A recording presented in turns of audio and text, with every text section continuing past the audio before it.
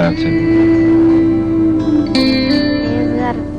Edgar's a noble person, simple, everybody likes him, he likes children. Carlos Castaño, the national leader of Colombia's paramilitary groups, justified the offensive. I've done it convinced that I had to, and I've shown results. Amnesty International and Human Rights Watch maintain, as does the Prosecutor General of Colombia, that Carlos Castaño was not alone. Official subordinates, I said, from the sub-lieutenant to the captain. Yes, there's around 50 more or less, all of them honourably discharged. I don't take anyone who left for bad conduct. But what most horrifies Colombians is a terrible coincidence. The paramilitaries have sown the fear of death in all the regions of Colombia in which the multinationals have interests.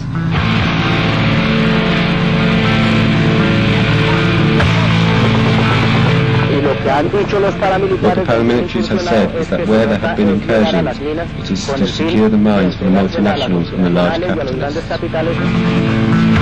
There are staff and paramilitaries in Casanare where British Petroleum found oil. The UVA are on the point of having the lands in Arauca expropriated because Occidental wants the oil. In Choco, massacres are committed daily because there's gold being exploited by Midas Corporation. And in the Magdalena Valley paramilitary sanctuary, Normandy and Greenstone, both multinationals are also working. And the US says it wants to build a military base in Ataco, and it turns out there is quite an important gold field there.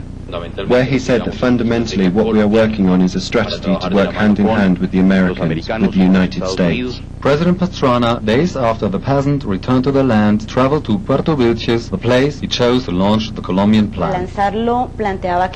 When he launched it, he gave the impression it was a pilot project in human rights for the country, that this was the beginning of a development and investment plan for the zone.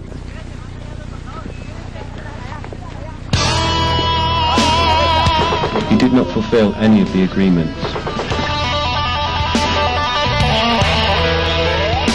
The Colombian government is preparing a new mining code bill aimed at creating the conditions necessary to perpetuate the presence of multinationals in Colombia. In the name of progress, they are proposing to evict the indigenous and black communities from their land, transfer the ownership of subsoil rights from the nation to the government. They are also trying to finish off the Colombian mining companies and withdraw the minimal support they give to small and medium-sized miners, which make up 80% of the mine workers in the country.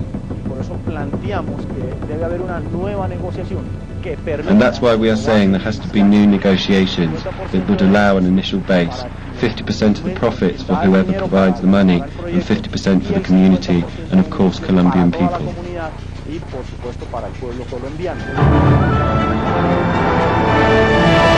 But the persecution of the union and the popular organizations continues. We have the terrible case of Compañero Presidente Francisco Ramírez, who has been the object of 3 murder attempts, as well as the kidnappings of 2 union employees and death threats. The peasants and miners of Colombia are very afraid. More than a few of them believe the death sentence is inevitable, because the sentence was handed down, as in other areas, by the ambition of foreign conquistadors who arrived destroying life in search of El Dorado. Me quieren vender la noche por luz, la calma por la tempestad. Y yo quiero saber dónde diablos está la verdad. Me quieren vender la piedra por flor, la niebla por la claridad. Solo quiero saber dónde diablos está la verdad.